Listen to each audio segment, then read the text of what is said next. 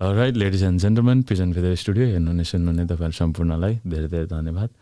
हेर्दै गर्नुहोला, सुन्दै गर्नुहोला र हाम्रो कार्यक्रम कस्तो लाग्छ भन्नु पनि नछुटाउनु होला र पिजन फेदर स्टुडियोलाई लाइक सेयर सब्सक्राइब गर्न चाहिँ नबिर्सिनु होला। र सँगसँगै गोविन्द होमगाई युट्युब च्यानलको नाम हो, त्यो युट्युब च्यानललाई पनि लाइक सेयर सब्सक्राइब गर्न चाहिँ नबिर्सिनु होला। तपाईँहरूले त्यो च्यानलमा धेरै राम्रा राम्रा अर्ग्यानिक गानाहरू सुन्न पाउनुहुन्छ र भजनहरू पनि तपाईँहरूले त्यसमा सुन्न पाउनुहुनेछ। आफ्नै कम्पोजिसन, दाजुको आफ्नै कम्पोजिसनहरूमा गोविन्द होमगाई हाम्रो दाजु प्यारा दाजुको आफ्नै कम्पोजिसनका धेरै भजनहरू छन्। आफ्नै लेखन सङ्गीत सबै आफै गर्नुहुन्छ। उहाँका भजनहरू पनि तपाईँहरूले त्यहाँ सुन्न सक्नुहुन्छ। यसो लाइक सेयर सब्सक्राइब गरिदिनु भयो भने एउटा सानो तपाईँ हामीले देखाएको मायाले उहाँलाई अझ काम गर्ने, अझ लेख्ने ऊर्जा मिल्छ, हौसला मिल्छ। यसरी नै एकअर्कालाई सपोर्ट गर्दै अगाडि बढौँ भन्दै आज हामीसँग हुनुहुन्छ आदरणीय दाजु, हाम्रो आफ्नै दाजु गोविन्द होमगाई। मिठा मिठा गीत लेख्नुहुन्छ, सर्जक हुनुहुन्छ, आध्यात्मिक मान्छे हुनुहुन्छ, धेरै थोक गर्नु सक्नुहुन्छ, गर्नु भइरहेको छ, गरिरहनु भएको छ। आज उहाँलाई हामीले स्टुडियोमा पाउँदाखेरि हामी एकदम खुसी पनि छौँ। र दाजु तपाईँको आज अमूल्य समय हामीलाई दिनुभएकोमा तपाईँलाई धेरै धेरै धन्यवाद। धन्यवाद भाइ, भाइको समयको लागि पनि। के कस्तो छ दाजु, कस्तो चल्दैछ आजभोलि जिन्दगी एज युजल भाइ? त्यही हो, जागिर, हजुर, परिवार, यही सृजना। अलिअलि कहिलेकाहीँ समय मिल्दा बाजा तबला अलिअलि बजाउने प्रयास गर्छु। सो यही सङ्गीत साहित्य अनि परिवारसँग बितिरहेछ साथीभाइ। ए तपाईँले राम्रो कुरा गर्नुभयो। सङ्गीतले पनि धेरै सहज बनाउँदो रहेछ नि। यो जानेको छ भने जीवन जिउनको लागि एउटा अलिकति खुसीको माहौल, पारिवारिक माहौलमा पनि खुसी नै ल्याउँछ सङ्गीतले। अनुभव, मेरो आफ्नो अनुभव अनुसार चाहिँ आफ्नै जीवनमा कहिलेकाहीँ मान्छेको जीवन हो एउटै किसिमले जाँदैन नि त। जस्तै कहिले अलिकति मानसिक चिन्ता पर्ला, होइन, केही भने जस्तो कर्म, आफूले सोचेको जस्तो कर्म नबन्ला, त्यो हुँदाखेरि अलि आफूलाई डाउन फिल भयो भने पनि मैले चाहिँ आफूलाई हिल गर्ने, मलाई धेरै कुरामा सङ्गीतले साथ दिएको छ।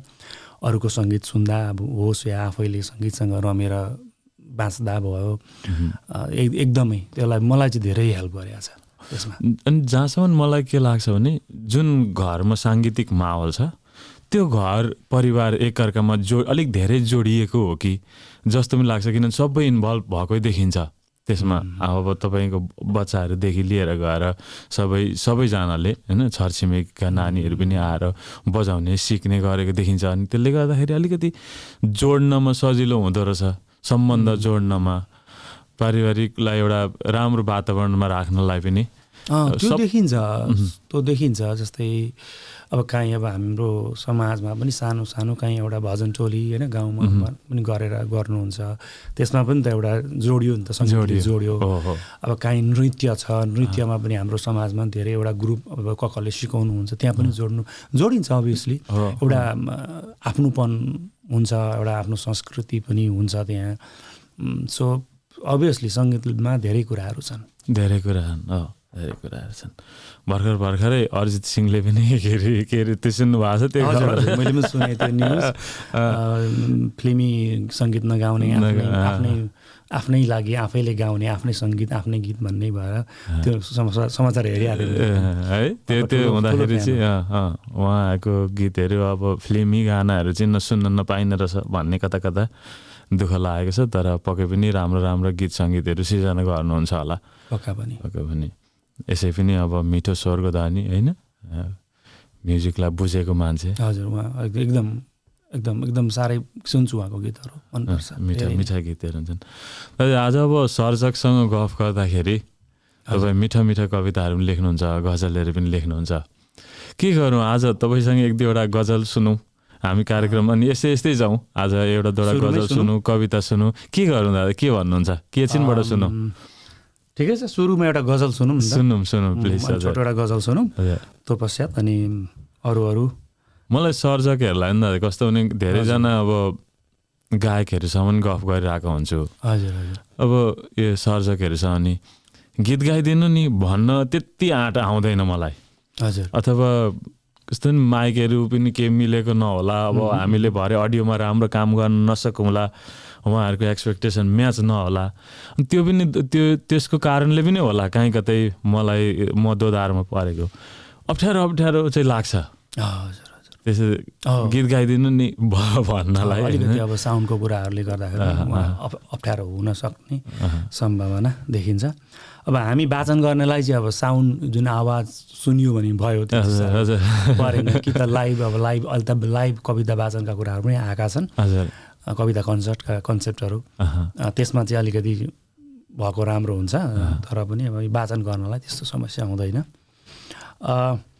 भाइले गजलमा भन्दा म अहिले सुरुमा एउटा अलिकति जीवनमुखी गजल, जीवनपरक, जीवनलाई अलिकति थोरै गहिरेर हेर्दाखेरि जीवनलाई थोरै मैले जीवनलाई कोट्याउने प्रयास गरेको छु यो गजलमा। हामी यो गजल कम्पोज पनि भयोभरि बाहिर गाएर पनि अब हामी यसको बाहिर निकाल्ने क्रममा छौँ, तर मैले वाचन चाहिँ गर्न चाहेँ अहिले। अरू अलि रमाइला गजल अलि पछि भनौँला, अहिले चाहिँ थोरै अलिकति गहिरो गजल वाचन गरेँ है त। जिन्दगीको कुन सास अन्तिम हो, क्वेसन मार्क हो। जिन्दगीको कुन सास अन्तिम हो, यो यात्राको कुन बास अन्तिम हो। जिन्दगीको कुन सास अन्तिम हो। थाहा छैन नि त हामीलाई। म अहिले तपाईँसँग यहाँ बोल्दैछु, त्यो जीवन कहिलेसम्म छ कसैलाई पनि थाहा छैन, त्यही सम्बन्धित हो। कति तिता कति मिठा पल काट्नु छ अझै, कति तिता मिठा पल काट्नु छ अझै। आँखाले देख्ने कुन लास अन्तिम हो, यो यात्राको कुन बास अन्तिम हो। जिन्दगीको कुन सास अन्तिम हो। कति मिठा। पासा फेरिरहन्छ जीवनले घरिघरि, हो नि त, रहन्छ जीवनले घरिघरि। किनकि कहिले खुसी कहिले दुःख, जीवनको एकोरो त कसैको जीवन चल्दैन होइन। त्यस्तै गरी पासा फेरिरहन्छ जीवनले घरिघरि। आफ्नो दाउको कुन तास अन्तिम हो, यो यात्राको कुन बास अन्तिम हो। पासा फेरिरहन्छ जीवनले घरिघरि। आफ्नो दाउको कुन तास अन्तिम हो। जिन्दगीको कुन सास अन्तिम हो, यो यात्राको कुन बास अन्तिम हो। म अन्तिम शेरमा छु। यो गायन गजल भएकोले शेरहरू थोरै राख्ने प्रयास गरेको छु। चल्दछ जीवन अन्न पानी हावाले, चल्दछ जीवन अन्न पानी हावाले, चल्दछ जीवन अन्न पानी हावाले। भन्नै सकिन्न कुन घाँस अन्तिम हो, भन्नै सकिन्न। जीवन अन्न पानी हावाले चल्दछ, हामीलाई थाहा छ होइन। चल्दछ जीवन अन्न पानी हावाले, भन्नै सकिन्न कुन घाँस अन्तिम हो। यो यात्राको कुन बास अन्तिम हो। जिन्दगीको कुन सास अन्तिम हो। जिन्दगीको कुन सास अन्तिम हो। कति मिठो दादा। Thank you. यो गाना के अरे गजल बनेको छ भन्दै हुन्थ्यो, म्युजिक कसको स्वरमा कसको कम्पोजिसनमा भन्दै? हाम्रो छवि न्युपाने दाइले गाउँदै हुनुहुन्छ। यो कम्पोजिसन मेरो पनि छ अलिकति, हामी मिलाएर गरेका छौँ दाजु र मैले। हजुर। सो दाजुले गाउँदै हुनुहुन्छ, छवि दाजुले गाउँदै हुनुहुन्छ। नाइस। मिठो स्वरको धनी हुनुहुन्छ, सिन्सिनेटी बस्दै हुनुहुन्छ। अनि हजुर एकदमै मिठो, हाम्रो समाजको एकदमै राम्रो गायक हुनुहुन्छ। के भन्न खोज्दै? होइन, यो उहाँलाई त्यो हामीले अरू इभेन्टहरूमा पनि उहाँलाई इन्भल्भ गरेका छौँ भन्न खोज्दै थिएँ। हजुर। त्यसमा हामी आउँछौँ। पक्कै पनि आउँछौँ। मिठो गजल, हजुर साँच्चै मिठो गजल छ। हामी आज खासै गरी हामी कार्यक्रम आउँदैछ एउटा बुलाकी 2, बुलाकी पहिलो भागको अपार सफलता भनौँ न दाजु हाम्रो हिसाबले त होइन। सफलता पछाडि बुलाकी 2 आउँदैछ। बुलाकी 2 सँगसँगै फुलको आँसु। मलाई यो नाम सुन्दै यति मिठो लागेको छ दाजु, फुलको आँसु। एकदम युनिक नाम छ अनि एकदम मार्मिक नाम पनि छ। अनि यो दुईटाको यसको के भन्छ पब्लिसिङ रिलिजको तयारीमा हुनुहुन्छ, विमोचनका तयारीमा हुँदै हुनुहुन्छ। यही 25 तारिक अप्रिल 25 तारिक हजुर कार्यक्रम हुँदैछ होइन। यसको बारेमा अलिकति गफ गरौँ दाजु। हुन्छ नि। बुलाकी 2, बुलाकी किन दा यसलाई सिरिसै किन बनाउने खोज्नु भयो? अरू नै गर्दा नि हुन्थ्यो होला? हुन्थ्यो। हामीले यसमा लेखनकै क्रमबाट भन्दा पनि हजुर हामीले जुन यो बुलाकी 2मा चाहिँ बाबाको टोपी 2 भनेर पनि गीत एउटा राख्यौँ। बाबाको टोपी गीत अनि बाबाको टोपी 2 पनि हामीले त्यो त रिलिज पनि गरिसकेका छौँ त्यो गीत त। भिडियो म्युजिक भिडियो पनि त्यसको सार्वजनिक भइसकेको छ। अनि कस्तो बनेर आयो भने त्यो गीत पनि तपाईँले हेर्नुभयो भने बाबाको टोपी पहिलो गीत चाहिँ हेला गरेको छ बाबा आमालाई। यो बाबाको टोपी दोस्रो गीत चाहिँ बाबा आमाको महत्त्व बुझेर आमा होइन आमाको बाबा आमाको महत्त्वको बारेमा धेरथोर यसमा वर्णन गरिएको छ। त्यो क्रम कस्तो छ भने जब पहिले हेला गरियो अहिले रियलाइज भएर चाहिँ बाबा आमाको महत्त्व बुझियो भन्ने यो गीतमा हामीले वर्णन गरेका छौँ। त्यसै गरेर अरू गीतहरू पनि जहाँ जहाँ पहिला बुलाकी सकिएको थियो बुलाकी सबै गीत भन्दिनँ म, धेरथोर गीतहरू चाहिँ जहाँबाट सकेको छ टपक्क त्यहाँबाट अलिकति मिलेर उठान भएर आएका छन् केही गीतहरू चाहिँ। त्यो एउटा सिक्वेन्स जस्तो बनेर अब सबै एक्ज्याक्टली त्यसलाई हुबहु सिक्वेन्स नभनेर भए पनि भावको हिसाबले अलिकति केही धेरै कुराहरू मिलेको छ।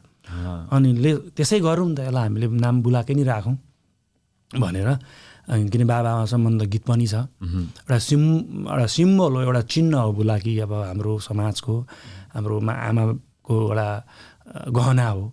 जहाँ चाहिँ हाम्रा आमाहरूले पहिला त्यो जमानामा हामीलाई बुलाकी बेचेर पढाएको कथाहरू छन्। कथा नभन् त्यो यथार्थ थियो।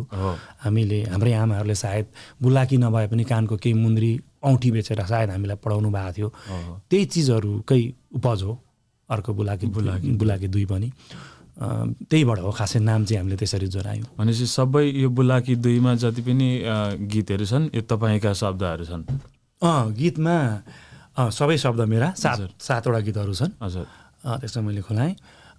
एउटा गीत बुलाकी एल्बमकै छ, मेल भर्जन, कर्म गेल्जन दाइले गाउनु भएको छ यसपालि। तपाईँले सुन्नुभयो अब छोडेर जाने कुरा नगर, अन्जु पन्तज्यूले गाउनु भएको। त्यसको मेल भर्जन हामीले गर्ने प्रयासमै थियौँ। सो यसपालि यसमै मेल भर्जन कर्म गेल्जन दाजु कम्पोजर आफै उहाँले नै गाउनु भएको छ। त्यो लगायत हामीसँग 6वटा नयाँ गीत छन् यसमा। मैले आफै सबै मैले लेखेको छु। भन्न मिल्छ भने कम्पोजिसन सबै कर्म गेल्जन दाइकै हो यसपालि त्यो एल्बममा। अनि कर्म गेल्जन दाजुको नाम आइसक्दाखेरि अलिकति मैले पछाडि फर्केर पनि यहाँ कुरा गर्न मन लाग्यो। हजुर प्लिज। उहाँसँग सायद 2013तिर 12-13देखि म जोडिया हो। उहाँसँग जोडिनुभन्दा अगाडिको कुरा सायद हामी अहिले पछि फेरि पनि आउँछन्, हामी गर्छौँ साहित्यको कुरा, गीत सङ्गीत कहाँबाट सुरु भन्ने कुराहरू हामी त्यो गर्दा हुन्छ। तर कर्म गेल्जन दाइसँग जोडिएपछि भनेको चाहिँ धेरै जसो मेरा गीतहरू उहाँले नै कम्पोजिसन गर्नुभएको छ। लेट्स से लाइक मसँग 70-80वटा गीतहरू हाम्रा रेकर्ड भयो भने 60-50-60 गीतहरू सायद उहाँले नै कम्पोज गर्नुभएको छ होला मेरा समग्रमा टोटलमा भजनहरू गरेर। अनि दाजुसँग जोडेपछि दाजुले धेरै त्यत्रो मेरोमा सङ्गीत गर्नुभएको छ। धेरै काम भयो दाजुसँग होइन। मेरो एउटा जीवनमा जहाँ अहिले यति धेरै गीतहरू जन्मिने रहेछ मबाट मलाई पनि थाहा थिएन। अब त्यो लेख्ने क्रममा यति धेरै लेख्छु होला भन्ने कसैले पनि त्यो सर्जकले सोचेको सायद हुँदैन होला। गर्दै जाँदा लेख्दै जाँदा त्यो एउटा सृजना गर्दै समयले परिस्थितिले आफै आउने चिज रहेछ सृजना होइन। म यति लेख्छु यस्तो लेख्छु भन्ने पनि हुँदैन, आफै आउने कुरा अब। अनि त्यही क्रममा दाजुसँग मेरा गीत चाहिँ उहाँले मात्रै गाएको एउटा एल्बम अहिलेसम्म हामीले 4-5वटा एल्बम गर्दा एउटा थिएन। उहाँसँग गऱ्यौँ तर अरू धेरै गायिकासँग लगाएँ। यसपालि मैले यो धेरै भूमिका बाँध्नुको कारण चाहिँ गाउनु पनि सबै दाजुले नै गाउनु भएको छ। बुलाकी 2? हजुर, बुलाकी 2को सबै आवाज दाजुकै मात्रै हो। त्यसो हुँदा हाम्रो एरेन्जर फणिन्द्र राई दाजु हुनुहुन्छ, एकदमै राम्रो एरेन्जर हाम्रो नेपालको। अनि एउटा एरेन्ज चाहिँ कर्म गेल्जन दाइले नै गर्नुभएको छ।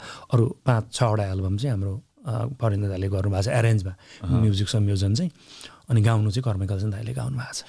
यसरी लामो समयसम्म एकजना सर्जकसँग काम गर्नु एकअर्कामा सजिलो त धेरै नै हुन्छ होइन। एकअर्काको मन बुझिन्छ। ओके, उहाँले भन्न खोज्नुभएको यो हो भनेर कतिवटा त आफूले मन जितेर पनि करेक्सनहरू गर्न सकिन्छ होइन। र अब फेरि यसमा फ्लेभर भिन्न आउँथ्यो कि अरूसँग पनि काम गरेको भए भन्ने चाहिँ लाग्दैन? त्यो पनि लाग्छ कहिलेकाहीँ चाहिँ होइन। तर अब मैले उहाँसँग मात्रै गरेको पनि छैन, अरूसँग पनि गरेको छु। धेरै नेपालको अरू साथीहरू, हाम्रो टेकेन्द्र नेपाली भन्ने ज्यू हुनुहुन्छ, विश्व नेपाली भाइ हुनुहुन्छ, उहाँले पनि गाउनु भएको छ। अहिले मैले सोयाङ राई भन्ने साथी एकजना हुनुहुन्थ्यो, उहाँहरूले पनि गर्नुभएको छ। पुरुषोत्तम नेउपाने भन्ने सङ्गीतकार हुनुहुन्छ, उहाँले पनि गर्नुभएको छ। अरू थुप्रै मैले यहाँ बिर्सेँ। दार्जिलिङको भाइहरू हुनुहुन्छ, लाक्पा छिरिङ तामाङ भन्ने भाइ, अनि हाम्रो एकजना साथीको मैले नाम बिर्सेँ, राई सर हुनुहुन्छ, अनि धेरै हुनुहुन्छ अरू, महेश्वर तामाङ सर हुनुहुन्छ, अरे खरसाङ रेडियोमा काम गर्नुहुन्छ, उहाँहरूले पनि गर्नुभएको छ। पूजन लगुन हाम्रो पूजनजी हुनुहुन्छ दार्जिलिङबाटै, धेरैसँग गरेको छु। सो तर धेरै काम उहाँसँग भएको छ। अभियसली धेरै सजिलो हुन्छ काम गर्न, त्यो एउटा सही कुरा हो। करेक्सनको कुरामा पनि दाजु यसो गरौँ न, उहाँहरूले पनि भाइलाई यसो शब्द यसरी मिलाउन भन्नुहुन्छ, हामी मिलाएरै जान्छौँ।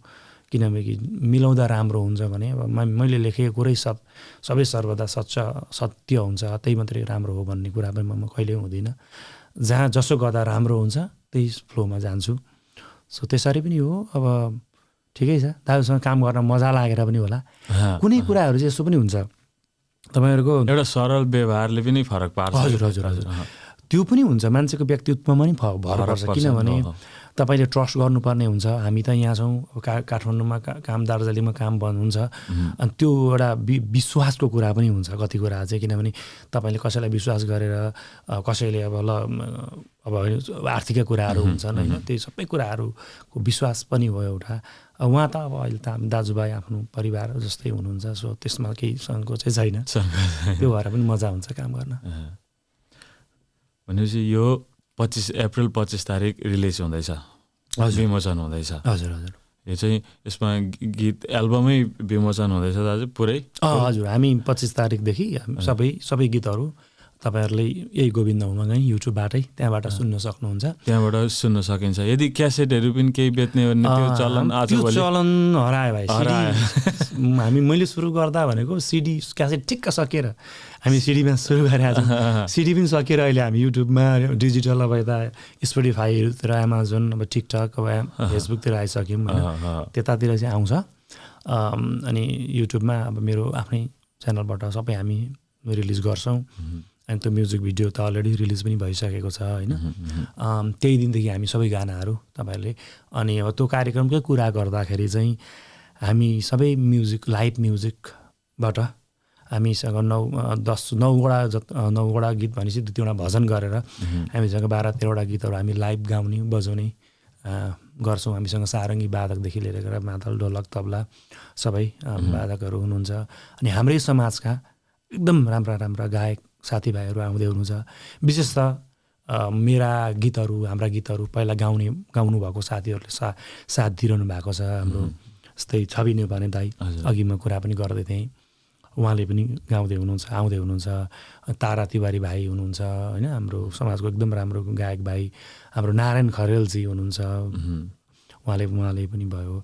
अनि यस्तै गरी हाम्रो यहीँ लोकलबाट हाम्रो रोनन भाइ हुनुहुन्छ, सुब्बा, उहाँले पनि गाउँदै हुनुहुन्छ। जीवन गुरुङ दाई पनि हुनुहुन्छ।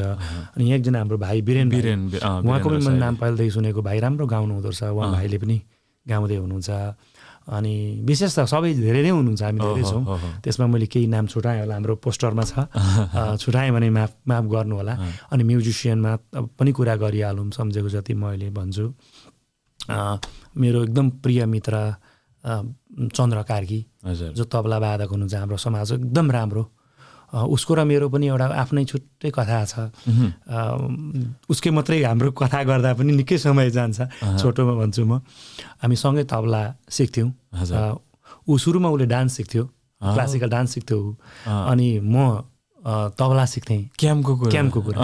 हामी गोलदाबदेखि खोज्नाबारी गएर तबला सिक्थेँ, म क्लासिकल डान्स सिक्थ्यो होइन। अनि त्यही क्रममा घरमा आएर हाम्रो समाज, हाम्रो ठाउँ त्यस्तै त्यो भाइलाई साथ थाहा छ।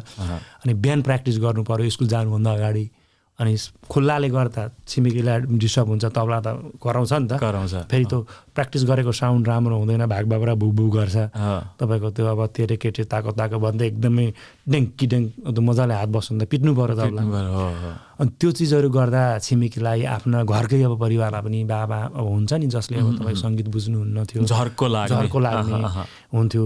त्यतिखेर हामी कसो गरेर सिक्थ्यौँ बिहान भने यो ब्ल्याङ्केट अथवा सिरक, जाडो महिनामा हुन्थ्यो कतिबेला, सिरक ओढेर चाहिँ सिरकले तबला छोपो अनि दुईजना बस्यो सिरक मुनि अनि तबला प्र्याक्टिस गर्थ्यो। त्यो हुँदा बाहिर आवाज कम्ती जान्छ भनेर कतिसम्म गरेको छु, हजुर हजुर कतिसम्म पनि गरेको छ भने त्यो तबलालाई छोपेर कपडा तबलालाई छोपेपछि तबलाको आवाज कम्ती आउँछ, त्यसो गरेर पनि बजाएका छौँ हात बसाउनको लागि।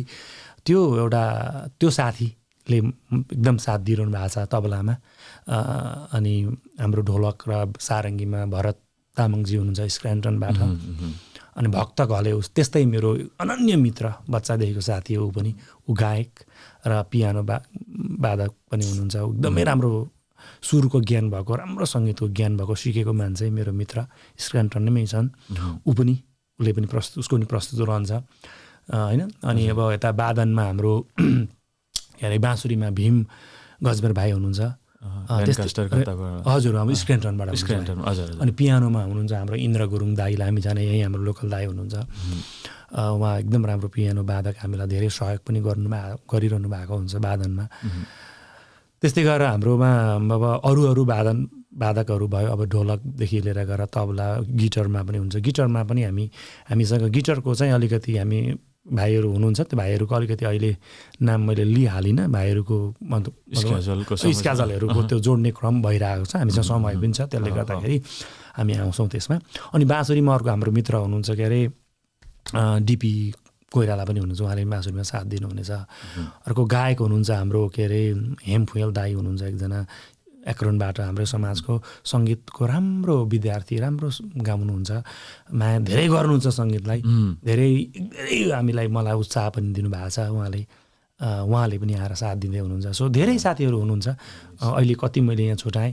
अनि यी कार्यक्रममा बोल्दा मैले धेरै बोलेँ भाइ यसमा, एकदम ठिक छ क्रमै बोल्दाखेरि यो कार्यक्रम कसरी आयो त भन्ने क्रममा पनि हाम्रो जिबिआलो जुन हाम्रो पातलोजीहरू हामी शेखर कोइरालाजीहरूले जुन संस्था चलाइरहनु भएको छ, त्यो संस्थाले चाहिँ के अरे अनि साहित्य सङ्गम भन्ने एउटा नयाँ संस्था हो ल्यान्डकास्टरमा, उहाँहरूले एउटा आइडिया उत्पादन गर्नुभयो जहाँ कि एउटा स्रष्टालाई एउटा कस्तो भने स्रष्टाको बारेमा केही गरिदिउँ न त भनेर उहाँहरूको पनि सोच आएर चाहिँ उहाँहरूको सोच आएपछि हामीले हाम्रो महेश नेउपाने दाई हुनुहुन्छ, त्यसमा दिपेश चापागाईजी हुनुहुन्छ, पातल अन्तरेजी हुनुहुन्छ, एदु धिताल सर हुनुहुन्छ, देविका बरालजी हुनुहुन्छ, त्यसमा अनि हाम्रो कुमार शिवागढी गीतकारजी हुनुहुन्छ। हामी एउटा ग्रुप भएर चाहिँ उहाँहरूले पनि यो कार्यक्रमलाई ल नि त यसरी गरौँ भनेर, अब कार्यक्रम गर्छु मात्रै भनेर भएन, त्यसलाई आर्थिकका कुरादेखि व्यवस्थापनका कुराहरू गरेर एक्लैले भ्याइँदैन त,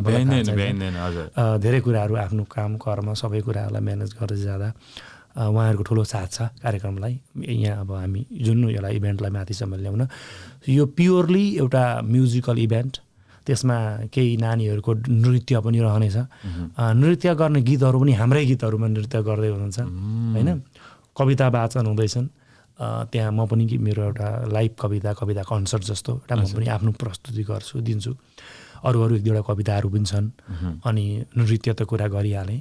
सो समग्रमा अरू साहित्यकारहरू पनि थोरै जोडिनु भएको हुन्छ, अनि एउटा प्योर साहित्यिक र साङ्गीतिक कार्यक्रम हुन्छ। अनि फुलको आँसु एउटा किताबको पनि कुरा यहाँ जोडिहालौँ। हजुर फुलको आँसु नामै मिठो छ नि। त्यो क्रममा यो फुलको आँसु किताब पनि अब यत्रो गरियो, मलाई के चाहिँ लाग्यो भने मैले फुटकर किताबहरूमा मेरा सिर्जनाहरू आएका छन्, कविताहरू पनि केही फुटकर गजलहरू कुन किताबहरूमा अखण्ड एउटा के भन्नुभएको शब्दलिपि भन्ने एउटा किताब थियो, अनि गजलको किताब हाम्रो कुन आई थिङ्क बामाले एउटा किताब गर्नुभएको थियो, त्यसमा पनि केही सिर्जनाहरू जोड्नु भएको थियो मेरा।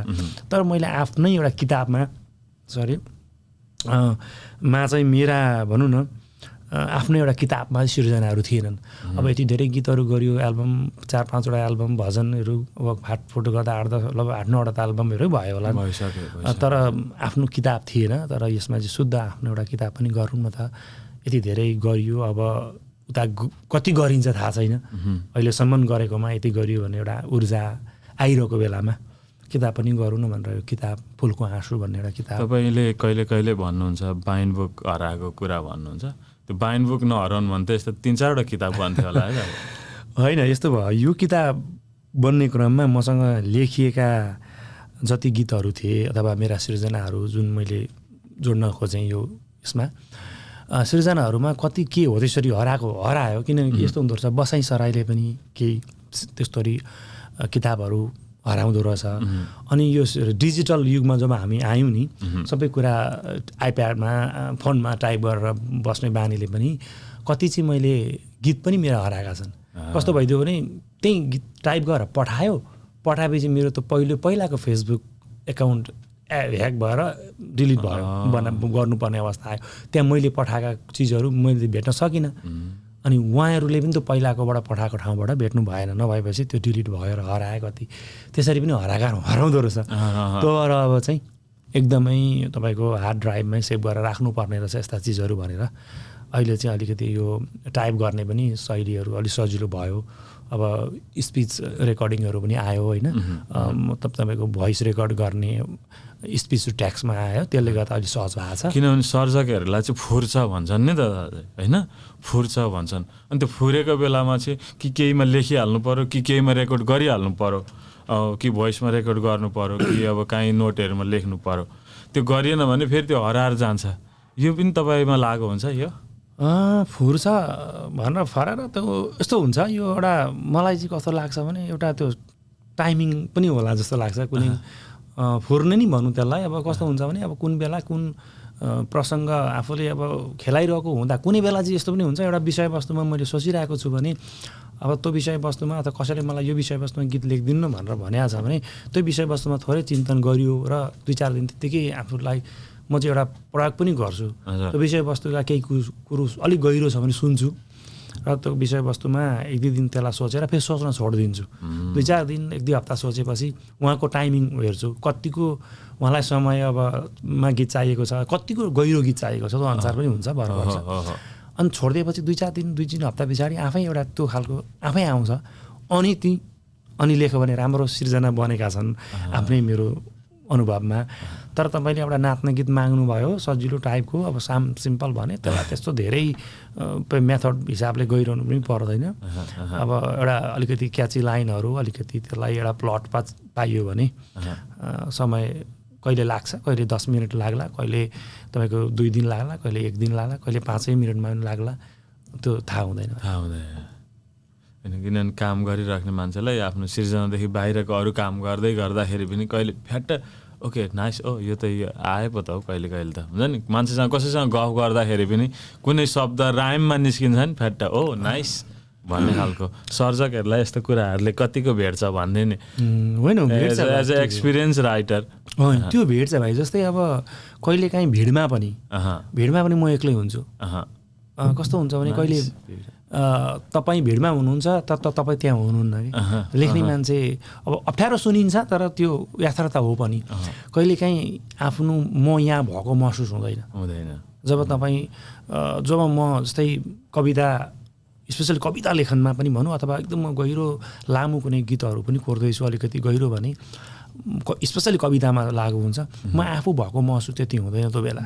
त्यस्तो भयो भने चाहिँ राम्रो सिर्जनाहरू आउँछ। अभियसली हो त भनेको चाहिँ भिडमा हराउनु हो, भिडमा पनि म एक्लो फिल हुनु हो, त भयो हुन्छ, त्यो सिर्जना गर्दा त्यो हुन्छ। अनि तपाईँले भने जस्तै त्यस्तो भइदिएको कुनै ठाउँमा आफू अरू लेखिने अवस्थामा छैन भने अब धेर थोर अलिकति त्यसको जुन पाठहरू आएको छ त्यसलाई ठक्क कि त लेखिहाल्नु पऱ्यो, कि त छिटो चाहिँ मुखले वाचन गरेर म रेकर्ड गर्छु आवाजमा। अनि आवाजमा रेकर्ड गरेपछि त्यसलाई अनि पछि कुन सहजता आउँछ, कुन फेरि त्यो मुड मलाई फर्केर आउन्जेल पर्खेर अनि त्यसलाई कोरेको अवस्था पनि छ।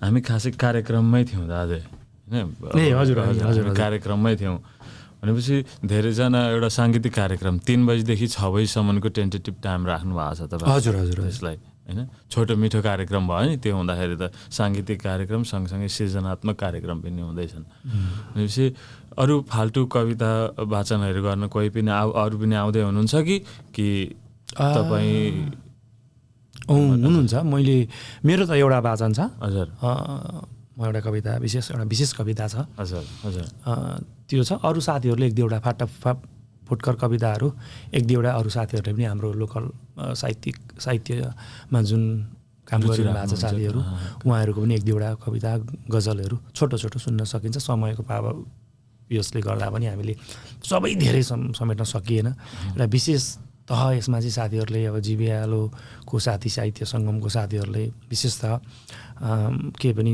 गर्नुभएको छ भने लेट्स सेलिब्रेट गोविन्द होमगाई सृजना एन्ड कर्मगेल्छन् सृजना भन्ने एउटा थिमले जस्तोले गोविन्द होमगाईका गीतहरू लगायत कर्मगेल्छन् ज्यूका सङ्गीतकामै रमाएर उहाँहरूकै सृजनालाई प्राथमिकता दिउँ भनेर चाहिँ जुन थिमले गर्नुभएको हो जस्तै अब नाच्ने पनि अब अहिले सम्झिन्छु धेरै हामी स्याड गीतहरू मात्रै गर्ने अब अलिकति सुगम सङ्गीतमै रमेर बढी गर्ने गर्दै पनि अलिअलि डान्स नाच्न मिल्ने रमाइला गीतहरू पनि गरेका रहेछौँ त्यो हुँदा अहिले नाच्नलाई काम दियो त्यो हुँदा सबै खालको गर्नुपर्ने रहेछ भन्ने अलिकति त्यसमा थोरै आफूलाई पनि अझै जिन्दगीमा रमाइलो पनि चाहिन्छ होइन रमाउनु त भाइ दुःखको गीतमै रमाइन्छ नि दुःखमा पनि रमाइन्छ त्यो चिज चाहिँ मलाई त्यस्तो लाग्छ म दुःखमा पनि रोको छु सुखमा पनि रोको छु फुलको आँसुको कुरा गरियो किताबको कुरा त्यो पनि यसकै उपज हो तपाईँ दुःखमा पनि सुख लिन सक्नुहुन्छ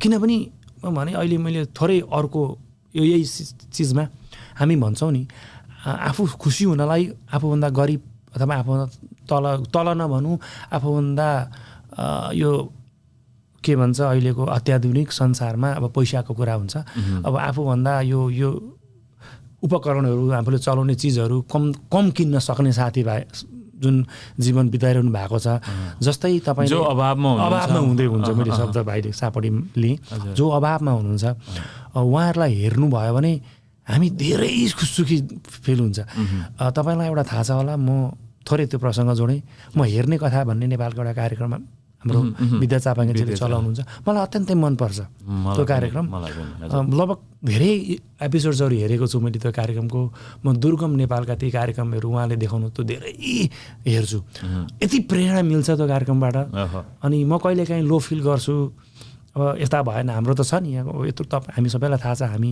आर्थिक अवस्थामा जति हामी कमायौँ जति यो भयो जति तपाईँको जागिरको तल बढ्यो इन्कम जति बिजनेसले इन्कम गर्यो तपाईँको इच्छाहरू बढ्दै जान्छन् गाडी अर्को किनिन्छ घर होइन 5 गोटे घर किनौँ भन्छौँ लगानी हुन्छ यतातिर स्टक भन्छौँ के सबैको आफ्नो जीवन छ नि जति कमायो त्यति लगानी बढ्दै जान्छ आफ्नो इच्छा बढ्दै जान्छ अनि त्यो क्रममा कहिलेकाहीँ यसो गर्दा पनि हुँदैन यसो गर्दा पनि पुग्दैन यतै बाँकी हुन्छ हामीलाई पनि लो फिल आउँछ नि त अझै पनि आउँछ अभियसली अहिले आइरहेछ होइन अनि त्यो कार्यक्रम चाहिँले चाहिँ मलाई त्योबाट चाहिँ मलाई धेरै पोजिटिभ भाइब दिइरहेको छ त्यहाँ हेर्छु बाँच्नलाई मान्छेलाई एकसा खाना छैन होइन तपाईँको पिउने पानी लिन घन्टौँ जानुपर्छ पानी छैन कतिको त्यस्ता गाउँहरू पनि रहेछन् अनि सामान्य एउटा फ्रिज आउँदाखेरि सहरमा गाउँमा एउटा फ्रिज आउँदा फ्रिजलाई पुरा पूजा गरेर त्यस्तो एउटा महोत्सव बनाउने ठाउँ पनि रहेछ अझै त्यो देख्दाखेरि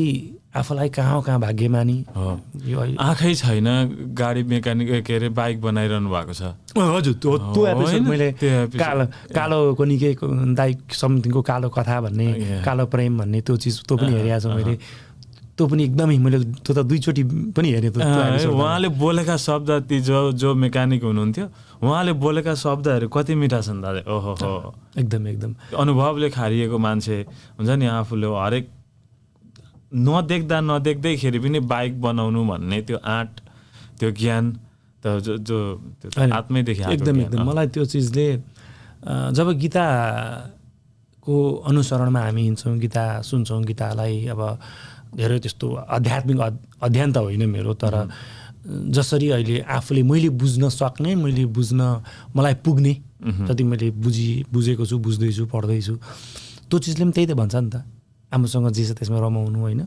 आफूसँग भएको चिजमा खुसी हुँदा हुँदै पनि कहिलेकाहीँ दुःख अलिकति आफूलाई त्यो हुँदा चाहिँ त्यसरी अरूलाई हेऱ्यो भने आफू खुसी हुँदो रहेछ भन्ने मैले एकदम प्रत्यक्ष आफैले भोगेर त्यसलाई आफूलाई पनि त्यो अनुभव गरिरहेको त्यही भएर दुःखमा पनि कहिले हाँसेको छु भन्ने प्रसङ्ग त्यहाँ मैले त्यो जोडेर त्यहाँ मैले दुःखमा पनि कहिलेकाहीँ दुःखका आँसुको सँगसँगै त्यसरी हाँस्न सक्नु पर्दो रहेछ। अनि अभियसली धेरै खुसी हुँदा पनि आँसु झर्छन् नि त हाम्रा फुलको आँसु त्यहाँबाट पनि हो। हामी दुःखमा पनि हाँस्छौँ सुखमा पनि हाँस्छौँ। यही जीवनको भोगाइका कुराहरू जीवनलाई थोरै बुझाउने प्रयास बुझाउने त अब कस्तो हुन्छ भने लेख्ने मान्छेले एउटा कुरा जस्तै मैले एउटा कविता लेखेँ कविता मैले त प्रस्तुत गरेँ भने त्यो कविता बुझ्ने तरिका तपाईँको हो कि मैले मेरो बुझाइले लेखेको हुन्छु तपाईँले आफ्नै किसिमले बुझ्नुहुन्छ आफ्नै किसिमले अर्थ लगाउनुहुन्छ त्यो तपाईँको व्यक्तिगत चिज हो। सो कसरी रिलेट गर्नुहुन्छ भन्ने कुरो चाहिँ आफ्नोमा भर पर्छ। अब मैले मेरो हिसाबले गरेको हुन्छु लेख्नेले होइन तर बुझ्नेले आफ्नै हिसाबले बुझ्दा पनि भयो। अब मैले बुझाउन खोजे जस्तो बुझ्नु भयो भने त्यो पनि सही भइहाल्यो होइन। सो त्यस्तै छ भाइ। हो तपाईँले भने जस्तै मलाई नवराज पराजुलीका कविताहरू पनि मनपर्छन् राम्रो लाग्छन् होइन। धेरै उहाँको सुन्छु हेर्छु अहिले त उहाँको त हेर्नेवाला हुन्छ सुन्ने हेर्नेवाला हुन्छ। उहाँको एउटा कविता छ धेरै कविताहरू छन् त्यो एउटा त्यति धेरै वास्ता नगरेको कविता पनि हो धेरैले त्यो एउटा जान्छु भन्ने एउटा कविता छ कति मिठो लाग्छ भने नि मलाई त्यो कविता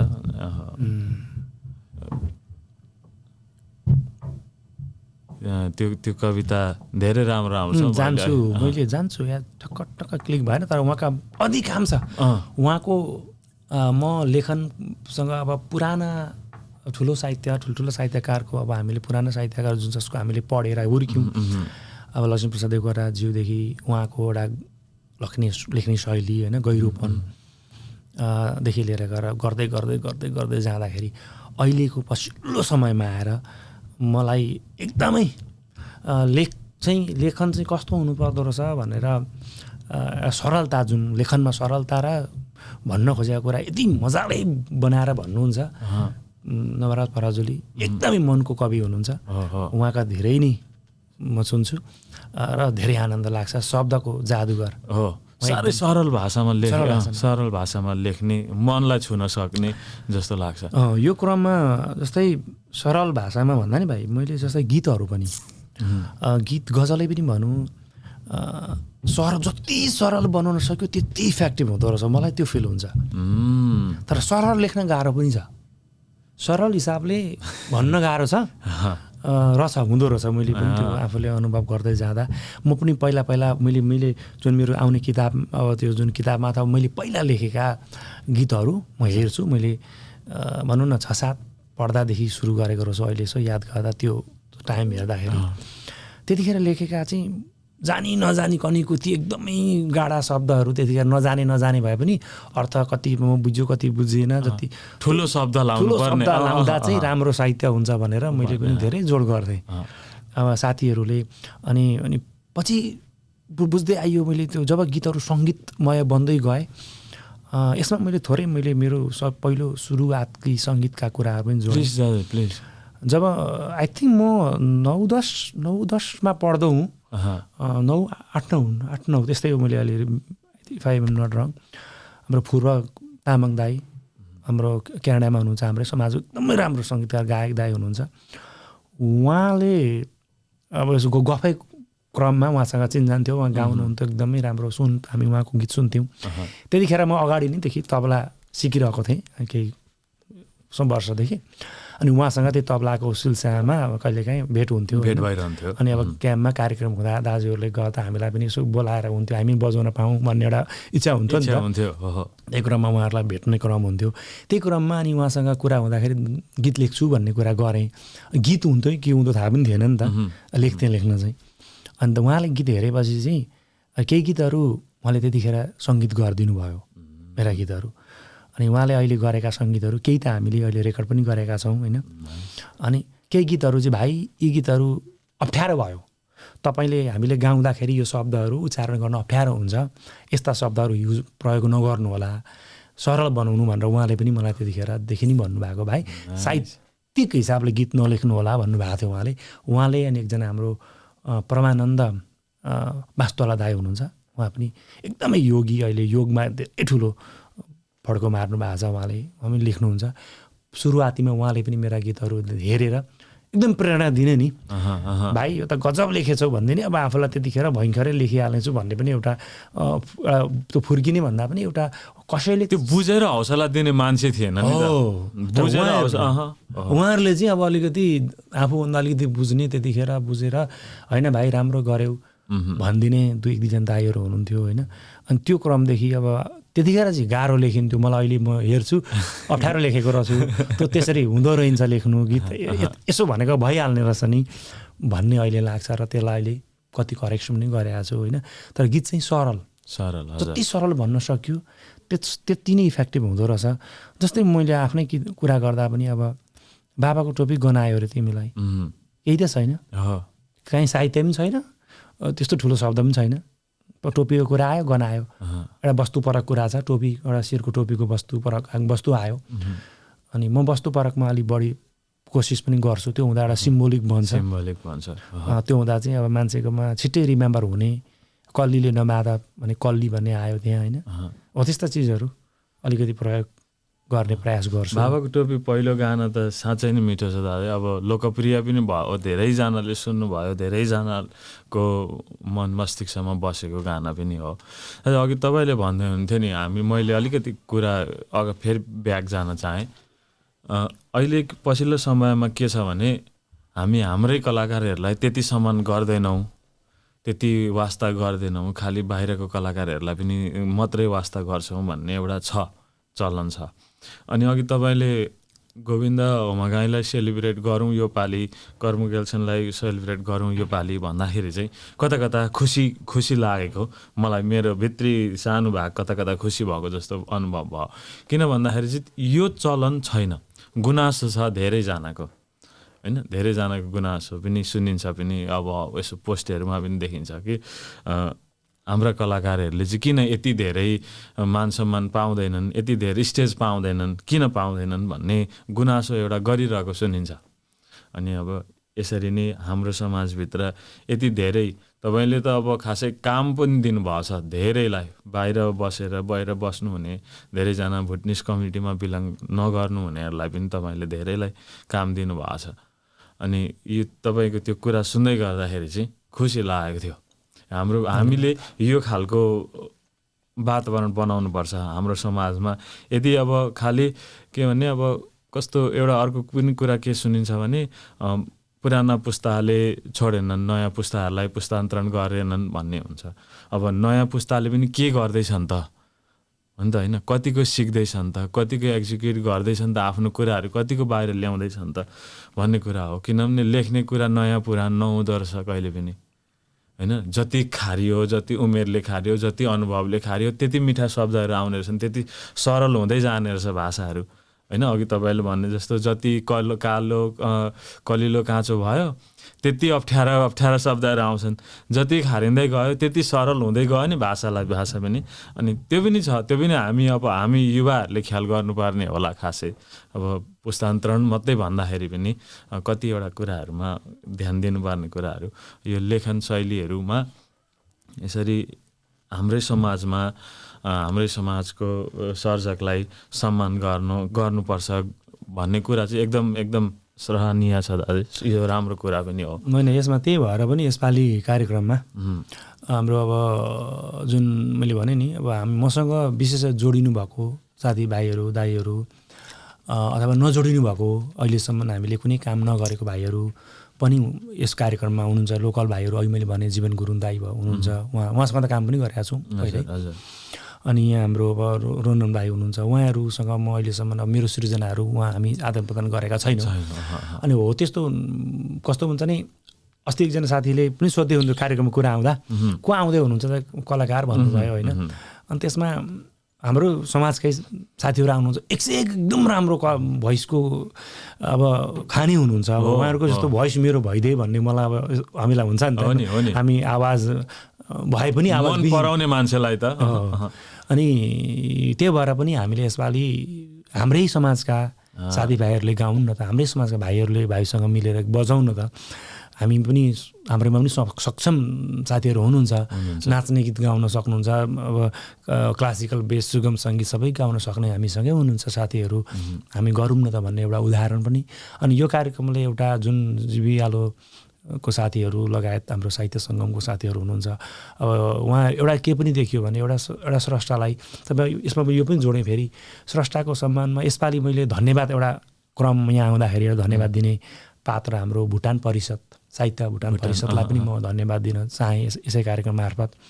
हाम्रो मनोज राई दाई जो सङ्गीतसँगै आबद्ध हुनुहुन्छ, उहाँ लगायत भुटान परिषद, साहित्य परिषद भुटानले अस्ति हेरिसबर्गमै कार्यक्रम भएको थियो, त्यसमा एउटा गीतकारमा मलाई र सङ्गीतकारमा हाम्रो अमर माम्बे सर र गायकमा हाम्रो छवि नेपाली दाईलाई जुन सम्मान गर्नुभएको थियो, त्यो देख्दाखेरि चाहिँ खुसी लाग्यो। किनभने यत्रो वर्ष हामीले एउटा आफ्नो खुसीको लागि गरे हो नि त साहित्य सिर्जना त। सङ्गीतमा मेरो आफ्नो रहरले मेरो आनन्दको लागि अघि भन्दै थियो नि, बाँच्नलाई एउटा आधार हुन त सङ्गीत बिना पनि बाँच्न सकिन्छ, तर त्यसमा पनि एउटा जीवनमा रङ भर्ने, जीवनमा एउटा उमङ्ग भर्ने एउटा मेरो परिवार, मेरो सन्तान, मेरो आफन्त साथीभाइ बाहेक पनि मसँग अर्को कोही छ भने मेरो सङ्गीत साहित्य छ, जोसँग म कहिलेकाहीँ रुन्छु, हाँस्छु, रमाउँछु, हामी चिच्याउँछौँ पनि। एकदम अर्को अलग्गै आफ्नो दुनियाँ छ त्यो क्रममा जुन साहित्य परिषद भुटानले मलाई सम्मान गर्यो, त्यसमा एकदम उहाँहरूलाई धन्यवाद, त्यसको खुसी छु। वही क्रममा जुन अहिले हाम्रो संस्था जुन जिबिआलोले पनि उहाँहरूले पनि सोचिदिनु भयो र यो कार्यक्रमलाई, अनि यसमा हामीलाई बामा पनि थोरै जोडिदिनु भएको छ। बामालाई पनि केही त्यसमा केही हात दिन्छु भनेर हामीलाई वचन दिनुभएको छ। हाम्रो महेश तुलुङ दाईहरू उहाँहरूले पनि त्यसमा साथ दिने हुनुभएको छ होइन, उहाँको पनि केही भूमिका रहन्छ त कार्यक्रमको लागि। सो यो देख्दा चाहिँ एउटा उदाहरण पनि हो कि हाम्रै समाजमा मलाई मात्रै भएन, अरू पनि गायक हुनुहुन्छ, सङ्गीतकार हुनुहुन्छ, अरू पनि गीतकार हुनुहुन्छ जसले चाहिँ यस क्षेत्रमा केही गरिसक्नु भएको छ, केही गर्दै हुनुहुन्छ। उहाँहरूलाई पनि एउटा होइन भोलिका दिनमा यस्तो गर्दा हुने रहेछ है हाम्रो पनि समाजका कलाकारहरूलाई भन्ने एउटा उदाहरण बनोस् भन्ने पनि एउटा हाम्रो ध्येय हो। ओके बिन दाजु, एकदमै सही कुरा।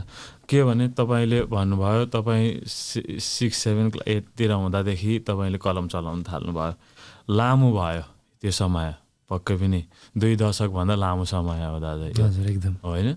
यति लामो समय काम गर्दाखेरि काहीँ न काहीँ कसै न कसैले भर्खर हामी सम्मानको लायक हुँदैछौँ, मान्छे कसैले बुझ्दै हुनुहुन्छ भर्खर, अनि हामी चाहिँ कसैको केही पनि गर्छौँ भने हतार पनि गर्छौँ कि दाजु। एउटा एल्बम बनायो, एउटा यसो किताब लेख्यो होइन, अब एउटा किताब लेख्ने बित्तिकै हामीलाई थपक्कै सम्मान चाहिहाल्यो होइन, एउटा एल्बम बनाउने बित्तिकै थपक्कै सम्मान चाहिहाल्यो, अनि अब सम्मान गरेनन् भने पनि मन दुखाउने चलन छ। यसलाई यो मन दुखाउनु भन्दाखेरि पनि आफ्नो कर्मलाई चाहिँ निरन्तरता दिइरह्यो भने काहीँ न काहीँ कसै न कसैले त बुझ्छ नि त यो कुरो भन्ने चाहिँ सोच्नुपर्छ होला।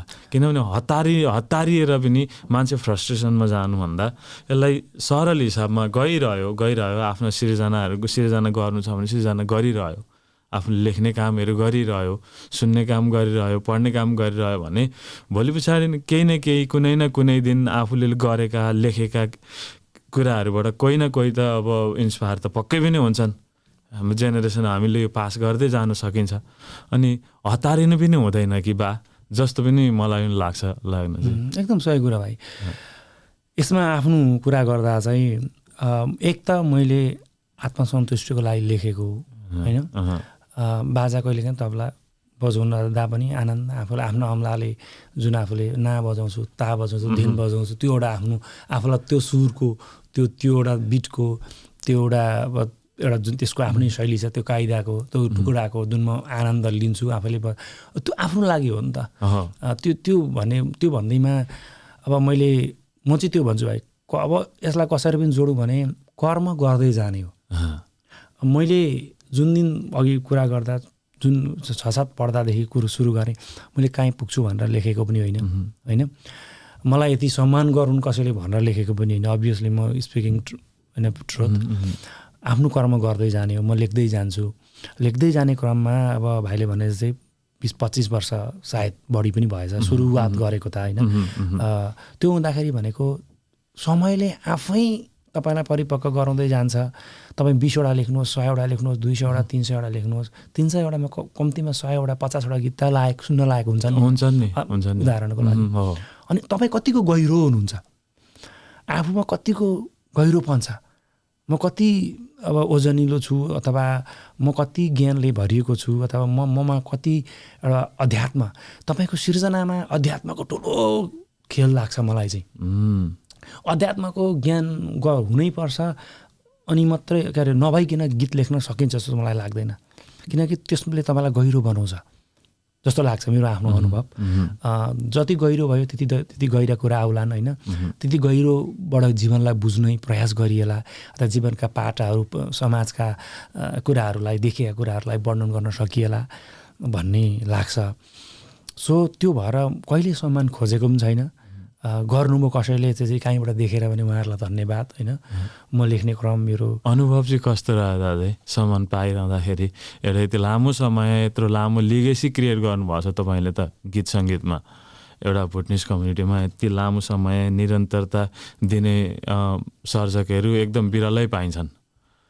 कस्तो अनुभव थियो दाजु? मैले भाइ म जन्मेको म पङ्खेमा, भुटानको पङ्खे सानो गाउँ।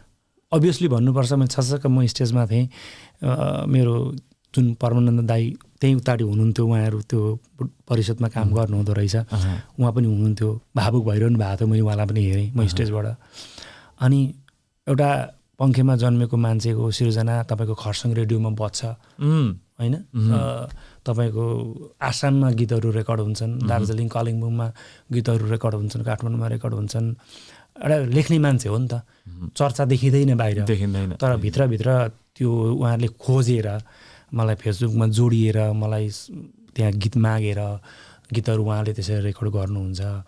अनि त्यसरी रेकर्ड गर्दै गर्दै क्रममा त्यसरी साथीहरूले सम्झेर सम्मान गर्दा अभियसली मैले त मेरो पुरै यात्रा मैले त्यो 25-30 वर्ष अगाडि जुन समय म सानो बच्चा हुँदादेखिको समय सम्झेँ मैले, भएको फ्ल्यासब्याक भयो र आनन्द आयो। कति राम्रो कुराको भन्नुभयो त तपाईँले। काहीँ कतै रेडियोमा सुनेर यो सर्जक को रहेछ भनेर खोजेर पनि सम्पर्क गर्छन् नि? गर्नुभएको छ। मलाई स्पेसली बाबाको टोपी गीतले नि बाटाबाट दार्जिलिङतिर अलि यो गीत राम्रो सुन्नु भएको छ, किनभने त्यहाँको स्रष्टा कम्पोजर पनि उतैको हुनुहुन्छ कर्म गेल्सन दाई, गायक हाम्रो महेश सेवा दाई उहाँ पनि उतैको हुनुहुन्छ। सो त्यो हुँदाखेरि के भयो भने उता बढी यो गीतले ठाउँ पायो, मनकारी मान्छेहरू धेरै छन्। हजुर। अनि अर्को कुरो एकदमै साहित्य गीत सङ्गीतलाई मनले माया गर्नुहुन्छ, एकदम अब उहाँहरूले साह्रै बुझ्नु भएको हुन्छ। अनि त्यस्तो स्रष्टालाई खोइ किन हो धेरै सम्मान गर्नुहुन्छ उतातिर। अनि मसँग त्यसरी मलाई अजय राई, अघि मैले सरको नाम भन्दै थिएँ, उहाँले अब कालिम्पोङमा एउटा शिक्षक हुनुहुन्छ होइन, उहाँले अब कहाँबाट सिर्जना सुन्नुभयो गीतहरू मागेर गर्दै हुनुहुन्छ। एकजना भाइ हुनुहुन्छ, मैले एउटा ठ्याक्कै नाम मैले बिर्सेँ उहाँको, उहाँ त्यहीँ बनिने टेलिसिरियलमा एउटा मेरा दोडा गीत, एउटा कमेडी गीतहरू फिल्ममा पनि गीतहरू उहाँले गर्दै हुनुहुन्छ कामहरू। सो मैले उहाँसँग सम्पर्क गरेँ होइन, उहाँले गीतहरू सुनेर अब नाम सुन्नुभयो होला सायद, अनि मलाई कन्ट्याक्ट गर्नुभयो, उहाँहरूको काम हेरेँ, राम्रो लाग्यो आवाजहरू, अनि उहाँहरूलाई गीत त्यसरी गर्नुभएको छ। त्यो हुँदा खुसी लाग्छ भाइ। मैले दिने के हो त? अब मैले कोही कोहीले सोध्नुहुन्छ, हाम्रै समाजमा पनि फाटाफुटा गीतहरू माग्दा साथीहरूले के लिनुहुन्छ दाई भाइ सर भन्नुहुन्छ। अब गीतको मलाई त्यो चाहिँ अब मैले के लिने र होइन, राम्रो गीत राम्रो मान्छेले गाउनु भयो भने मलाई त्यस्तो केही पनि चाहिँदैन, राम्रो गर्नुहोस्। स्टेजमा गाउँदा यो गीत चाहिँ उहाँले लेखेको भन्न चाहिँ नछुटाउनु होला। सर्जकको नाम राखिदिनु भयो भने मैले बाँड्ने भनेको मेरो सिर्जना हो। भगवान्ले सरस्वतीले त्यो एउटा सिर्जनाको मूल फुटाइरहन्, सधैँ सबैलाई गीत दिइरहन सकौँ, अझै धेरै लेख्न सकौँ भन्ने जहिले सोच भइरहेको छ भाइ। धेरै थोरैले युज गर्नुहुन्छ त्यो। हाम्रो जगदीश समाल दाजुले पनि मैले यो प्रयोग गरेको सुने यो गीत कसले लेख्नु भएको, कसले बनाउनु भएको, को संलग्न हुनुहुन्छ त्यो गीत बनिँदाखेरि उहाँहरूको नाम उहाँलाई जति आउँछ सबै भनिरहेको सुन्छु। प्राय सत्य स्वरूपहरूले पनि यो नाम लिएको सुन्छु होइन। अनि यस्तो गर्दाखेरि यो कल्चर थिएन।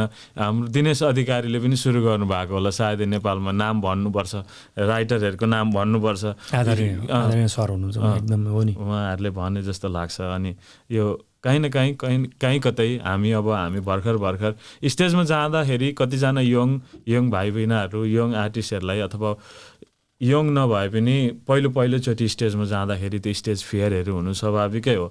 त्यस्तो बेलामा नाम नआउनु स्वाभाविकै हो। तर पनि यदि सकिन्छ र मिल्छ भने चाहिँ जसले जसैको गीत गाए पनि यसो भनिदियो भने चाहिँ सुन्दाखेरि राम्रो सुनिने रहेछ। एकदम सही हो। त्यो एउटा सर्जकको हाम्रो सम्मान, अब हाम्रो सम्पत्ति यो सृजनाहरू त हाम्रा सम्पत्ति हुन् नि त, हो नि, किनभने त्यसको प्रतिलिपि अधिकार आफूसँग हुन्छ होइन। त्यो हुँदाखेरि एउटा हामीले काम गरेको नामको लागि, आफ्नो आनन्दको लागि अब त्यत्रो धेरै नाम चलेर त्यो भयङ्कर भए पनि होइन। तर पनि एउटा दोडा कसैले त्यसरी सृजना आफ्ना गाउँदा नाम लिनुभयो भने राम्रो कुरा हो, त्यसलाई अब पोजिटिभ लिनुपर्छ। सो लिनु भएन भने पनि कहिलेकाहीँ जस्तै अब तपाईँको हुन्छ नि हाम्रो गानाहरू, जस्तै बाबाको रूपको कुरा गर्दा अब नेपाल आइडलदेखि लिएर गएर होइन, अब भोइस अफ नेपाल इत्यादि कार्यक्रमहरूमा हाम्रै अब भोइस अफ युनिभर्सहरूमा धेरैचोटि बजे सृजनाहरू। त्यहाँ नाम अब लेखेर त आउँछ नि त, आउँछ। अब त्यो हामीलाई त अब हामी सर्च गर्ने सृजना गर्ने मान्छेलाई अभियसली थाहा हुन्छ। सबैले त्यो नाम पनि पढेर हेर्नु त हुन्न, तर पनि गीतलाई हेरेको भएर पनि गीत सुनेको हुँदा पछि आफू कुनै बेलामा उहाँहरूसँग ठोकिन पुग्यो भने त्यो गीत त तपाईँले लेखेको हो त्यसरी पनि रिलेट हुँदो रहेछ कि। त्यो हुँदाखेरि इट्स ओके, नाम नले पनि सृजना पहिलो चिनियो भने सृजनाले आफूलाई चिनाउँदो रहेछ भन्ने चाहिँ त्यो अनुभव अलिकति थोरै त्यो गीतले भाग्यमानी बनाएको छ। अहिले पछिल्लो समयमा युएसमा पनि एउटा चलन के चलेको छ भने फेमस गीतहरू छन् पहिलेको सिङ्गरहरू, अनि त्यो उहाँको लिरिसिस्टहरूलाई भेटाएर अब त्यो के भन्छ पेपरजीहरूले सोधिरहेको हुन्छन् कि कुन गीत तपाईँलाई के भनेर चिनिन्छ, तपाईँको फेमस गीतहरू कुन हो भन्छन् होइन। अनि त्यतिखेर अब मान्छेहरू त्यो म कमेन्ट हेर्छु कि त्यो देखे पछाडि, अनि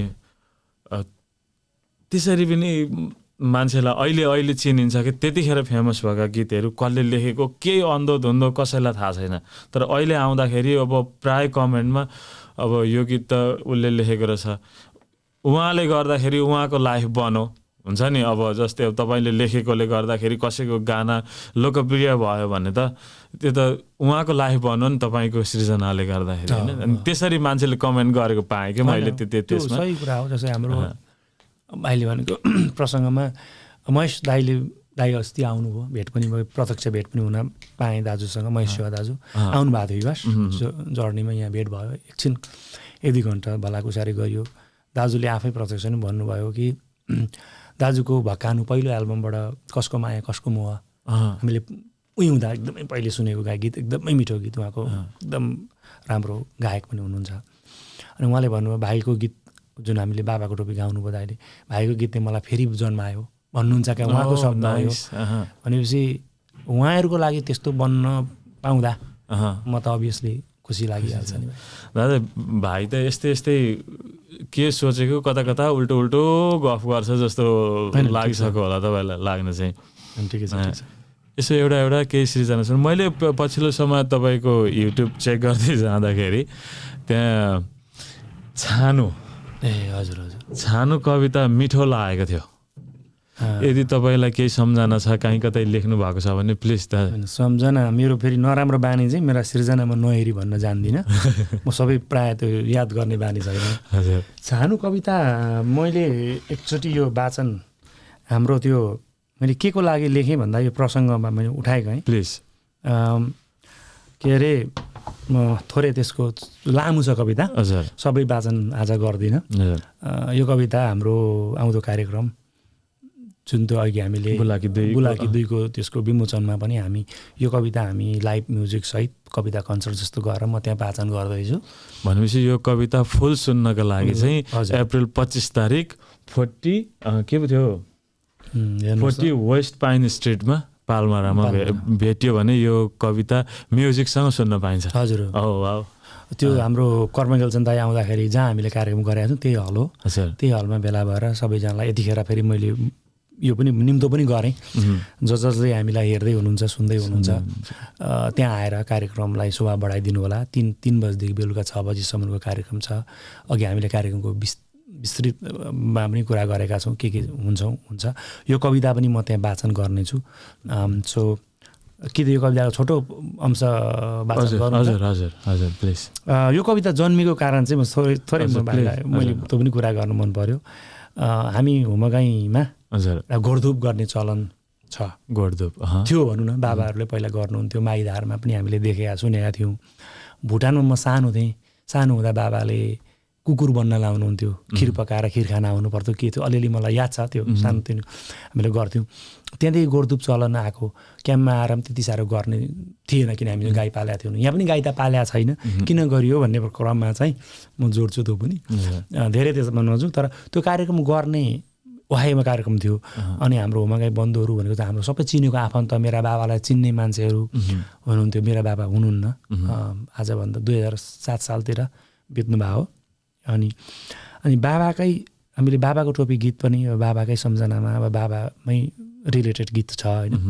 त्यही क्रममा म 2-3 वर्षदेखि एउटा बाबा सम्बन्धी केही कविता लेखौँ भन्ने क्रममा थिएँ। 2 वर्ष लगभग म प्रोसेस थ्रु गएँ भाइ यो कविता लेख्नलाई। अब त्यो प्रोसेस भनेर एभ्री डे अब एभ्री महिना सोचिनँ लेख्छु भन्ने एउटा मनमा थियो रहिरह्यो, तर कहिले पनि त्यो सही समय आएन अथवा मैले त्यो लेखिगएको थिइनँ। तर अस्ति त्यो गोडधुपको कार्यक्रम भएपछि त्यो कुराले मलाई भुटान पुर्यायो। अनि गोडधुप गरेको कुरामा म सानो थिएँ, बाबाको याद आयो, बाबाले त्यतिखेर गरेका कुराहरूको कुरा पनि मनमा आयो। यो सही समय रहेछ क्या यो कविता लेख्ने भनेर मैले त्यही कार्यक्रमको लागि भनेर सानो कविता कोरेको थिएँ होइन। त्यहाँ वाचन पनि गरेँ। आफ्ना चिन्जन भएका आफ्ना भाउजू दिदीबहिनी काका सबै भएकोले गर्दा उहाँलाई साह्रै छोएछ। धेरैले आँसु पनि झार्नुभयो। त्यो भिडियो पनि हामी हेर्न सक्छौँ। म आफू पनि त्यो भिडियोमा हेर्नुभयो भने मैले वाचन गर्दा म कतै कहीँ भावुक पनि भएको छु। तर म सबै अहिले यहाँ त्यो वाचन गर्दिनँ। सायद कार्यक्रममा त्यो मुड चाहिँ म कार्यक्रममा ल्याउँछु होला। अहिले म यसको एउटा भाग छ मलाई मन परेको भाग, मेरा बाबा मेरो लागि को हुनुहुन्थ्यो त भन्ने। यो छानु कविता भनेको छानु थोरै यसको व्याख्या गरेँ। बाबा भनेको छानु हो जसले हामीलाई छहारिदिएर त्यो छानुभित्रका काम सबै आमाले सम्हाल्नुहुन्छ। छानुभित्र जे हुन्छ आमाले सम्हाल्नुहुन्छ। छानु भएर बाबाले जुन एउटा मेरुदण्ड घरको छानु भनेर ओताउनुहुन्छ। अहिले मैले मेरा छोराछोरीलाई ओताउँदा थाहा त्यो कुराहरू त्यसमा मैले बुझेका कुराहरू पनि गरेका छु। कवितामा धेरैमा छ ती सबै कुराहरू। सो त्यो कुराहरू गरेर मैले मेरो बाबालाई छानु मेरो जीवनको एउटा छानुको रूपमा लेखेको छु। त्यही क्रमको एउटा कविता हो छानु कविता। म त्यसको छोटो एउटा भनौँ न भाग 5 चाहिँ वाचन गर्छु प्लिज। मलाई यो भाग 5 मात्रै मैले टिकटकमा एकचोटि वाचन गरेर राखेको थिएँ। म कम्ती छु टिकटकमा, साथीहरूले गरेको देखेर 1-2वटा त्यहाँ गरेका थिएँ। 1-2जना साथीहरूले यो भागलाई चाहिँ तपाईँले गीत बनाएर यसलाई अलिकति मिलाएर गीत बनाएर सत्य स्वरूपले गाउनु भयो भने अति उत्तम, त्यहाँ मिल्दो हुने रहेछ। मलाई केही साथीहरूले चाहिँ यो प्रसङ्ग चाहिँ उहाँहरूले मलाई भन्नुभएको छ। त्यो कहाँसम्म सम्भव हुन्छ भविष्यमा हेरौँ। म थोरै छानु कविताको 5औँ भाग वाचन गर्दैछु। सबै भाग सुन्नको लागि चाहिँ भाइले भने जस्तै हामी लाइभमा बाँसुरी सारङ्गीसँगै लाइभमा हुन्छौँ भन्छौँ। त्यतिखेर सुनौँला है त।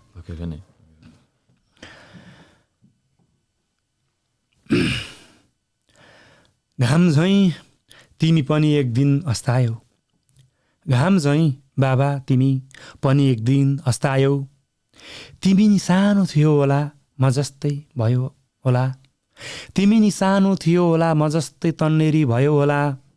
समयसँगै तिमी पनि आज ईश्वर भयौ, समयसँगै तिमी पनि आज ईश्वर भयौ। मेरो यो हृदयले गाउने स्वर भयौ, समयसँगै तिमी पनि आज ईश्वर भयौ। मेरो यो हृदयले गाउने स्वर भयौ। वर्षमा एक दिन भए नि तिम्रै पूजा हुन्छ, वर्षमा एक दिन भए पनि तिम्रै पूजा हुन्छ, मुटुमा त म हर पल तिमीलाई नै पाउँछु, मुटुमा त हर पल म तिमीलाई नै पाउँछु। तिम्रै रगतले म चलिरहेछु, तिम्रै रगतले म चलिरहेछु, तिम्रै आवाजले म बोलिरहेछु, तिम्रै आवाजले म गाइरहेछु, तिम्रै बतासले म सुनिरहेछु, तिम्रै आशीर्वादले म निधाइरहेछु, तिम्रै आशीर्वादले म निधाइरहेछु, तिम्रै बीजले म उम्रिरहेछु, तिम्रै बीजले म उम्रिरहेछु, तिम्रै बोटमा म फुलिरहेछु, तिम्रै नामले म बाँचिरहेछु बाबा, फलानुको छोरो भन्दै तिम्रै नामले म बाँचिरहेछु। तिमीले दिएको मुटुले म त्यही रगत नसाहरूमा पुर्याइरहेछु, तिमीले दिएको मुटुले म त्यही रगत नसाहरूमा पुर्याइरहेछु बाबा।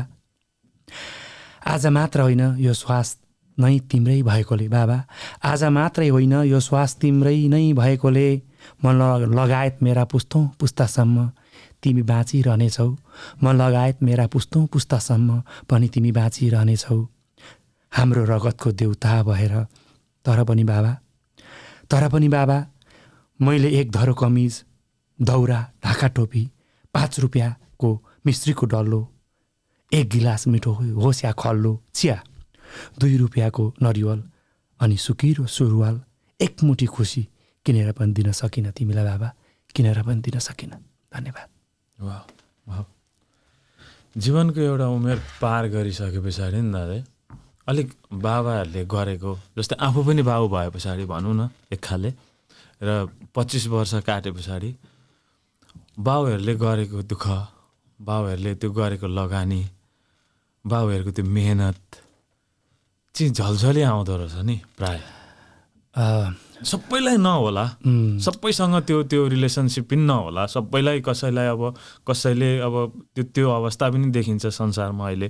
कसैले कुनै एउटा उमेर पुगेपछि बाउलाई घृणा गर्ने पनि देखिन्छ र अति नै त्यो सम्मान पनि अलिकति बढेर गएको पनि देखिन्छ। हुन्छ नि एउटा उमेर पुगे पछाडि ओहो, जस्तै फर इक्जाम्पल अब म 17-18 वर्षको हुँदा बाउ जानु नि काम गर्न, बरु के ल्याङल्याङ गरेका होला नि, अहिले यहाँ बित्थामा बसेर गाली मात्रै गर्नुहुन्छ भन्ने त्यो अनुभव थियो भने अहिले हैट त्यो काम गर्न गएकाले गर्दा त म त्यहाँ जान पाएको रहेछु नि भन्ने हुन्छ नि। त्यो अथवा त्यहाँ बसिदिएर त्यो घर छाइदिएको भएर त म सुखले बसेको रहेछु नि भन्ने फिल चाहिँ अहिले आएर हुन्छ अब, होइन? त्यो एउटा उमेर पास गरे पछाडि चाहिँ बाबाको त्यो आत्मीयता, त्यो बाबाको त्यो खाँचो फिल हुँदो रहेछ दाजु।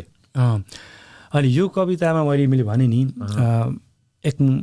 एउटा मिश्रीको डल्लो, होइन, खल्लो या गुलियो चियाको कुरा आयो, केही पनि एक दौरा सुरुवाल, बाबाले दौरा सुरुवाल कोट, पुरानो कोट लाउनुहुन्थ्यो, होइन। मलाई आफ्नै कुरा गर्दा भाइ किन के भयो भने पढ्दै बाबा, म BA first year, bachelor first year पढ्दै थिएँ बाबा बित्नु हुँदा, होइन। पढ्दा बाबा बित्नु भयो, मैले कमाउनु थालेको थिएन, दाजुले घर थामिरहनु भएको थियो, होइन। अनि मैले आफ्नो कमाइले, आफ्नो इन्कमले 1 रुपियाँलाई केही पनि सम्झिन्छु बाबालाई किनेर कहिले पनि दिएको रहेनछु। अनि अहिले हामीसँग एक जोडी लुगा किनेर दिने हैसियत छ नि त, अब राम्रो मिठो खाना दिन हैसियत छ, बाबा हुनुहुन्न, हामीसँग सबै थोक छ। ती कुरा सबै छन्, कवितामा मैले त्यसमा गरेको छु। अनि मिश्री बाबालाई अत्यन्तै मिठो लाग्थ्यो, मिश्रीहरू गोजीमा राखेर खानुहुन्थ्यो, कहिले किनेर दिन सकिनँ। अहिले छ, तर अहिले मिश्री कति खाए पनि छ नि त, तर बाबा हुनुहुन्न। त्यो क्रमले पनि अब म आफू लेख्ने भएर पनि होला, कमल हृदय सायद हुन्छ हामी लेख्ने मान्छेको, त्यो भएर नै अब यस्ता सृजनाहरू जन्मिन्छन्। अनि यही क्रममा लेखेको कविता हो। यसमा धेरै कुराहरू, मैले लामो छ कविता, लगभग 9-10 मिनटको छ टोटल लामो वाचन गर्दा। सो यो कवितालाई पूर्ण सुन्नको लागि त्यतिखेर सुन्नुहोला। अनि अर्को क्रममा यो लेख्नु कारण के पनि हो भने आमाको बारेमा धेरै गीतहरू छन्, आमाको बारेमा धेरै लेखहरू पनि छन्, बाबाको बारेमा मात्रै त्यति धेरै लेखिएको रहेनछ। अनि यसमा बाबालाई पनि एउटा ठुलो एउटा ठाउँ दिउन के हुनुहुन्छ, मैले यसमा भनेको पनि छु कवितामा, यो अगाडि छ। बाबा आज मैले हार्दा थाहा पाएको छु भनेको छु कि अहिले म आफ्ना सन्तानसँग हार्नु पर्दो रहेछ भन्ने चिज चाहिँ कति कुराहरू तपाईँलाई त्यो सन्तानले गरेको मन पर्दैन अथवा नगर न बाबु भन्नुपर्छ, तर उनीहरूको लागि त्यो कुरो अहिले गुड भइरहेको हुन्छ, आफ्नो लागि गुड त्यो कुरो राम्रो नभए पनि अथवा त्यो चिज नगरेदेखि हुन्थ्यो नि भन्ने हुँदा पनि कहिले ठाउँ गर न त भनेर गर्न दिनुपर्छ नि त। त्यो भनेको आफू हार्नु हो नि त। बाबा आमालाई हामीलाई पनि हारेर दिएको रहेछ त केही गर्न त, दिएको रहेछ। म आज हार्दा थाहा पाएको छु भन्ने ती क्रमहरू छन् कवितामा। सो त्यही हो, जीवनमा कसले आफूले बाबा आमालाई कति महत्त्व दिने भन्ने कुरो आफूमा भर पर्छ। आफू कति गहिरो छु, आफूले त्यो सम्बन्धलाई कसरी लिने हो, बाबा आमा मात्रै नभएर कुनै पनि सम्बन्धलाई कसरी लिने हो भने आफूमा भर पर्छ। सो त्यसमा पनि बाबा आमा चाहिँ मैले भने नि, आज तिमी मरेर गएपछि आज के अरे जिउँदा जुन देउता हुन् बाबा आमा भनेको चाहिँ मलाई चाहिँ त्यस्तो लाग्छ भाइ। किनभने ईश्वर हामीले देखेका छैनौँ, बाबा आमा त हामीले देख्यौँ नि त। किन बाबा आमाको कारण हामीले संसारमा छौँ, अनि आमा देखेका देउता तिनै हुन्। सो बाबा आमालाई चाहिँ हुन्जेल चाहिँ माया गरौँ, सम्मान गरौँ, दे डिजर्भ होइन।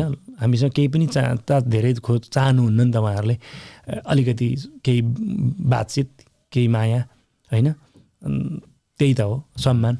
एउटा लाइन आयो, बाबा के अरे भगवान् हुन्छन् हुँदैनन् थाहा छैन, तर मेरा बाबा आमा जिउँदै हुनुहुन्छ भन्ने नि त्यो यो लाइन पनि राम्रो लाग्छ। भगवानमा यस्तो हो, भगवान् हुनु नहुनु महसुस हो।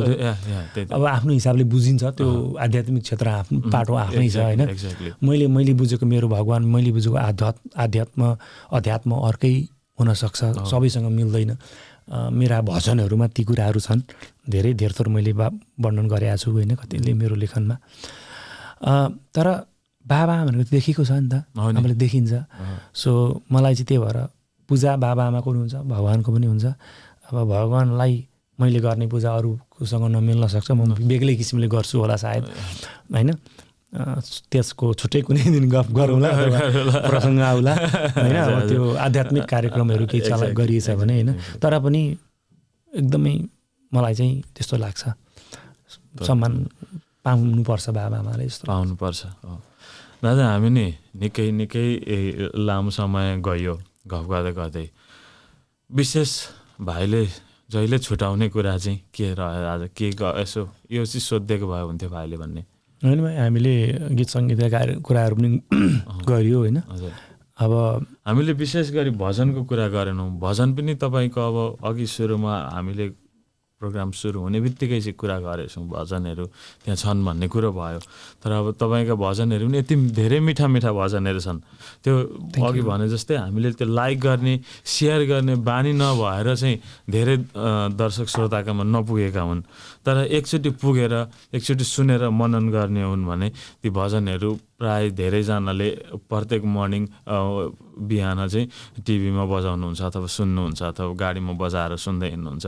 यसलाई चाहिँ कसरी चाहिँ प्रत्येक अब दर्शक श्रोताका हातमा पुर्याउने भन्ने चाहिँ अब मलाई चाहिँ च्यालेन्ज जस्तो फिल भयो तपाईँको भजनहरू सुन्दै गर्दाखेरि होइन। पुर्याउन पाए चाहिँ यो सबैले एकचोटि देखिदिए चाहिँ अब हामी अहिले नर्मली जस्तै तपाईँलाई मन परेको भजन कुनै दिन शनिबार आइतबार अथवा कुनै दिन पनि उठेर पहिलो प्ले गर्नुहुन्छ नि टिभीमा, त्यही लिस्टमा पर्छन् तपाईँका धेरै भजनहरू होइन। तर अब मान्छेले अहिले अब धेरै अब मान्छेको हातमा नपुगेको कारणले गर्दाखेरि अब कता ओझेल परेका हुन् कि भन्ने छ। तर जहाँसम्म पुग्नु पर्थ्यो त्यहाँ नपुगेको हो कि भन्ने चाहिँ लाग्छ।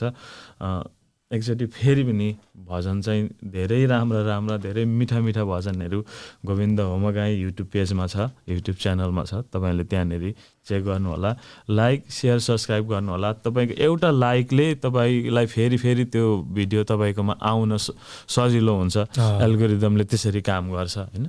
त्यो भएर यसो कहीँ कतै देख्नुभयो भजनहरू, गीत सङ्गीत हाम्रो स्रष्टाहरूले गरेको गीत सङ्गीत भने यसो लाइक गरिदिनु भयो भने ऊर्जा मिल्ने रहेछ।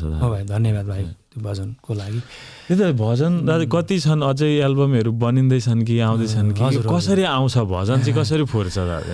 होइन, भजन मेरो हिसाबमा भजन गीतभन्दा लेख्नुभन्दा भजन लेख्न अलिक गाह्रो छ, अलिकति गाह्रो छ। आफ्नो मेरो अनुभवमा जुन भजनको कुरा गर्नु त्यो शुद्धता एल्बम द प्युरिटी भन्ने एल्बम छ मेरो आफ्नो पुरै शब्दमा भएको मेरो भजन।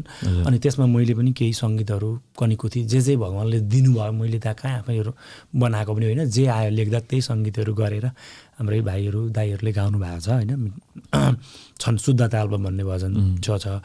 फुटकर त हाम्रो अखण्ड ज्योति भन्ने एउटा त्यहाँ पनि छन् 3टा भजन मेरो लेखनमा। अनि अर्को निर्मल ज्ञान भक्ति भन्ने छ हाम्रो दिपेशजीले गर्नुभएको, त्यहाँ पनि मेरा कम्पोजिसन 4-5वटा छन्। अनि एउटा हाम्रो भक्ति रस भन्ने हाम्रो श्याम भाइले गर्नुभएको, त्यसमा पनि मेरा 2-3टा शब्दहरू छन्। भजनहरू छन् छरिएर गरेका भजनहरू निकै छन्। अनि आरती हामीले नयाँ काम चाहिँ केही पनि गरेका छौँ नि, नेपाली भागवतको किताबको आरती थिएन, नेपालीमा लेखिएको अथवा गाइएको हामीले चाहिँ भेटेका छैनौँ, थाहा थिएन। र हिन्दीमा छन्, त्यसमा दिपेश सापागाजीले लेख्नुभयो। अनि त्यसमा हाम्रो गोविन्द फुँयाल दाइले त्यसलाई अझै सुधारेर मेरो धुन मैले प्रयास गरेको छु कम्पोजिसन चाहिँ। अनि गोविन्द फुँयाल दाइले गाउनु भएको छ त्यो भागवतको आरती। तपाईँहरूलाई भगवान् भागवत जुन किताब छ, पुस्तक हामी भागवत सप्ताह लाउँछौँ, सप्ताहको चाहिँ आरती सुन्न मन छ भने निर्मल ज्ञान भक्ति एल्बम अथवा गोविन्द होमगाई भजन भनेर त्यो टाइप गर्नुभयो भने सर्चमा त्यो आउन सक्छ, त्यसरी सुन्नु होला। आउने क्रम चाहिँ भाइ, अनि अर्को क्रम पनि जोडेँ मैले यहाँ। अहिले भजनको कुरा गर्दाखेरि पछिल्लो समयमा चाहिँ म गीतभन्दा भजन बढी लेख्दैछु भाइ। हजुर, खोइ यो उमेरले हो कि समयले हो, अलिक बढी आफूमा अब समयमा त्यो भाइले भन्छ जीवनलाई बुझ्दै गएर हो अथवा अनुभव बटुल्दै गएर हो, भजन बढी लेखिरहेको छु। अनि गीत त्यति साह्रो अहिले कोरेको छैन मैले। अनि केही क्रममा गत 1.5-2 सालदेखि चाहिँ एउटा भजन एल्बम हाम्रो साथै भक्ति पथ भन्ने नाम हामीले त्यो नामाकरण गर्दैछौँ। हाम्रो अघि मैले भने नारायण खरेलज्यू एकदमै हाम्रो समाजको साह्रै मिठो आवाजको धनी हुनुहुन्छ, उहाँले गाउँदै हुनुहुन्छ एउटा टोटल मेरो शब्दमा। अनि मेरो पनि एउटा सङ्गीत छ त्यहाँ, किन जाउँ वृन्दावन भन्ने, त्यो त हामीले रिलिज पनि गरेका छौँ। म किन जाउँ वृन्दावन भन्ने मेरो आफ्नै शब्द सङ्गीत, त्यो भजन त्यहाँ पनि त्यो एल्बममा पनि आउँछ। लगायत अरू 6-7वटा भजन छन्। उहाँले कर्म गेलचन दाईका कम्पोजिसन 3-4टा, गोविन्द फुँयाल दाईको सब मिलेर एउटा एल्बम छ। त्यो पनि हाम्रो आउने अर्को कृतिमा पर्छ, मेरो आउने कृतिमा। त्यो उहाँले मेरो सोलो शब्द भजनमा गाउँदै हुनुहुन्छ। त्यो मैले सायद त्यो पनि मैले 1 साल जति लाएर अलिकति समय लाएर लेखेका केही यो शुद्धताभन्दा अझै मेरो हिसाबमा चाहिँ मैले अझै गहिरिने प्रयास गरेको छु। अलिकति अध्यात्म थोरै म यो यात्री मनलाई अझै भित्र कुदाउने, अझै अलिकति ईश्वरसँग थोरै नजिक कसरी हुन सकिन्छ भन्ने एउटा भाव प्रस्तुत गर्ने कोसिस गरेको छु। मैले आफूले बुझेको मेरो भगवान् पथ, मेरो भगवान् र मैले बुझेको अध्यात्म के हो, मैले बुझेको जीवन कोसिस गरेको छु त्यसमा। यसै पनि मिठा छन्, राम्रो छन्। अब अझ धेरै त्यहाँनिर सुन्दै जानु होला, नामहरू सर्च गरेर नाम नबिर्सिनु होला। गोविन्द होमगाई तपाईँले अब यसरी भजन बनिँदैनन्, धेरै थोरै बनिन्छन् भजनहरू। तर पछिल्लो समयमा हाम्रो दाजुले लेखिरहनु भएको छ, भजनहरू अपलोड गरिरहनु भएको छ, युट्युबहरूमा पनि अपलोड गरिरहनु भएको छ। सुनेर हौसला दिउँ, सल्लाह दिउँ, र यदि मन पर्यो भने आफूले सधैँ सुन्ने बानी पनि बसालौँ त्यहाँनिर छ भने भन्दै। दादा आजको हामी अन्तिमतिर पुग्यौँ। एउटा यसो केही गजल सुनेर बिदा मागौँ, के छ? केही तयारी छन् भने तपाईँसँग? सृजना एउटा वाचन गरौँ अनि त्यस पछाडि हामी ठिकै छ नि त, एउटा सृजना वाचन गरौँ। हजुर, हामीले हेरौँ ल, म यहाँ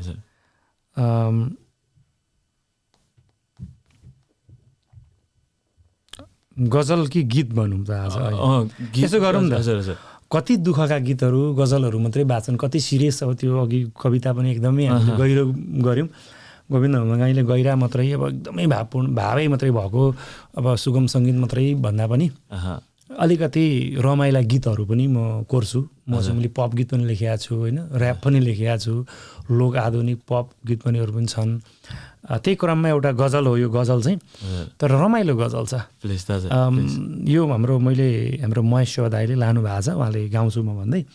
रमाइलो अलिकति यो चाहिँ गजल अलिकति कमेडी खालको है। मैले मेरो व्यक्तित्व आई थिङ्क भन्दा अलिक पर रहेर तपाईँलाई फरक पनि भेट्नुहुन्छ। मैले कोसिस गरेको छु, एउटा सुन्नुहोस् है त। यो यसलाई अलिकति रमाइलो पाराले अन्तिम गरौँ भन्ने हिसाबले पनि अनि त्यस पछाडि एउटा केही कुराहरू राखौँला।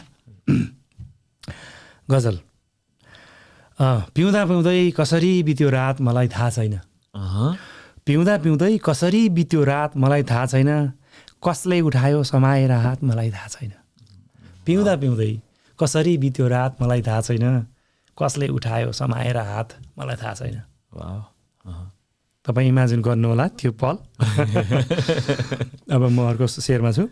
मौसम पनि आज किन किन हुँदैछ बेइमानी। मौसम पनि आज किन किन हुँदैछ बेइमानी, होसमा ल्याउन झरिरह्यो बर्सात मलाई थाहा छैन। मौसम पनि आज किन किन हुँदैछ बेइमानी, होसमा ल्याउन परिरह्यो बर्सात मलाई थाहा छैन, कसले उठायो समाएर हात मलाई थाहा छैन। अर्को शेर। पीडाहरू बिर्सिएर रमाउँदै थिएँ आफ्नै दुनियाँमा। म पीडाहरू बिर्सिएर रमाउँदै थिएँ आफ्नै दुनियाँमा, के को लाग्यो यति मिठो मात मलाई थाहा छैन, के को लाग्यो यति मिठो मात मलाई थाहा छैन, कसले उठायो समाएर हात मलाई थाहा छैन। अन्तिम शेरमा छु। मनका सारा कुरा भनेकै थिएँ पानी झैँ सङ्लिएर। मनका सारा कुरा तिमीलाई भनेकै थिएँ पानी झैँ सङ्लिएर, किन गरिन् उनले यस्तो घात मलाई थाहा छैन। मनका सारा कुरा भनेकै थिएँ पानी झैँ सङ्लिएर, किन गरिन् उनले यस्तो घात मलाई थाहा छैन, कसले उठायो समाएर हात मलाई थाहा छैन। पिउँदा पिउँदै कसरी बित्यो रात मलाई थाहा छैन। धन्यवाद। कहाँदेखि कहाँ पो पुग्यो त नि। एकदम यो सिर्जना भाइ तपाईँ भन्छ नि हामी लेख्ने मान्छे, हामी अब मन कुदिरहन्छ, यो यात्री मन हो। मन दौडिने क्रममा, सृजनशील हुने क्रममा भनौँ न, यसलाई अब त्यही क्रममा लेखिएको एउटा उपज हो। यसलाई अब त्यो भनौँ न जीवन, आफ्नो व्यक्तिगत जीवनसँग नजोडौँ, एउटा रमाइलोपनको लागि, कमेडीको लागि। सृजना भनेको हर तरहको रस हुन्छ। हामी नरसका कुराहरू गर्छौँ, त्यही नरस मध्येको एउटा कमेडीको रसको एउटा यो व्यङ्ग्य भनौँ न, हास्य व्यङ्ग्य टाइपको एउटा गजल हो। सो रमाइलो पनि हुनुपर्छ नि त भनेर। रमाइलो भन्दा पनि निकै मजाकै रमाइलो छ दाजु, निकै रमाइलो मजाको छ। र दाजु थ्याङ्क यू सो मच। आज तपाईँले हामीलाई समय छुट्याइदिनु भयो, त्यसको लागि धेरै धेरै धन्यवाद। पक्कै पनि अब हाम्रो बुलाकी 2 र फुलको आँसुको विमोचन कार्यक्रम हुँदैछ होइन, यही अप्रिल 25 तारिक 40 वेस्ट पाइन स्ट्रिटमा पाल्मारामा हुँदैछ होइन। यदि तपाईँहरू यहाँसम्म कार्यक्रम सुन्दै हुनुहुन्छ भने हामी सबैजना भेला हौँ, रमाइलो गरौँ, बसौँ र राम्रो राम्रो सिर्जनाहरू सुनौँ। एक खाले हामीले गोविन्द होमगाईलाई सेलिब्रेट गरौँ, सँगसँगै कर्म ग्याल्छन् दाजुलाई पनि सेलिब्रेट गरौँ। मिठो एउटा कम्बिनेसन राम्रो छ, एउटा राम्रो सर्जक, दुवैजना राम्रो सर्जक, एकजनाले राम्रो कलम चलाउनुहुन्छ, एउटाले राम्रो हात चलाउनुहुन्छ, म्युजिक बजाउनुहुन्छ, बनाउनुहुन्छ। स्वर पनि उत्तिकै मिठो छ होइन, स्वर पनि उत्तिकै मिठो छ। त्यो भएर सबैजना यदि तपाईँहरूको समयअनुसार भेला हौँ, यसो एक दिन छुट्याइदिनु होला हाम्रो सर्जकहरूलाई, हाम्रो सर्जकको सम्मानका लागि भन्दै आज तपाईँलाई पनि धेरै धेरै धन्यवाद दिन चाहन्छु दाजु। धन्यवाद। र सबैजना भरिसक्के अप्रिल 25 तारिक पाल्मारामा भेला भएर एउटा रमाइलो वातावरण सिर्जना गरौँ भन्दै हाम्रो आजको पडकास्ट कस्तो लाग्यो सल्लाह सुझाव दिन नबिर्सिनु होला। र प्राविधिक मित्र मोहनको साथमा म लक्ष्मी बिदा हुन चाहन्छु। र हाम्रो पिजन फिदर स्टुडियोलाई लाइक सेयर सब्सक्राइब गर्न चाहिँ नबिर्सिनु होला। र सँगसँगै गोविन्द होमगाई नाम गरेको युट्युब पेज च्यानल छ, तपाईँले त्यो गोविन्द होमगाई नाम सर्च गरेर त्यहाँ भएका गीतहरू, त्यहाँ भएका कविताहरू, त्यहाँ भएका भजनहरूलाई पनि लाइक गरेर सेयर गरेर सपोर्ट गर्न सक्नुहुन्छ। यति भन्दै आजको हाम्रो कार्यक्रम अन्तिम थ्याङ्क यू सो मच दादा। थ्याङ्क यू सो मच भाइको समयको लागि पनि, भाइले यसरी बोलाएर समय दिनुभएकोमा धेरै धेरै धन्यवाद। र भाइले भने चाहिँ सम्पूर्ण यो कार्यक्रममा आबद्ध हुने मेरा सबै मित्रहरू, दाइहरू, जसले साथ दिँदै हुनुहुन्छ पछाडिबाट हामीलाई ब्याकअपमा जुन आयोजनामा, त्यो टिमलाई पनि धेरै धेरै धन्यवाद दिँदै फेरि सबैजनालाई यो जुन हाम्रो आवाजलाई आज सुन्ने श्रोता दर्शकलाई चाहिँ यो कार्यक्रमको लागि हामी भेला भएर यो कार्यक्रम इन्जोय गरौँ, रमाउँ। एक दिन हाम्रो लागि छुट्याइदिनु होला।